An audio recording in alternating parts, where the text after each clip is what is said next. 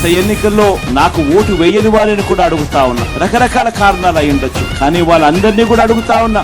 Vote వేసేటప్పుడు కేవలం ఎమ్మెల్యేలను ఎంపీలను ఎన్నుకునే ఓటు కాదిది. మనం వేసే ఈ ఓటు మన భవిష్యత్ కోసం ఓటు వేస్తా ఉన్నాం. ఉత్తరాంధ్రకొస్తావా సిద్ధం సిద్ధం, అభివృద్ధిని చూస్తావా సిద్ధం సిద్ధం,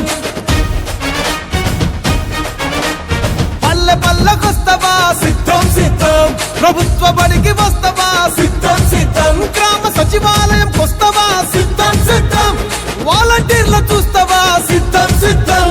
వాడు వీడు చెప్పటన్న కూడి రండిరా, ఆంధ్రలోని ప్రతి గడపను అడిగి చూడరా.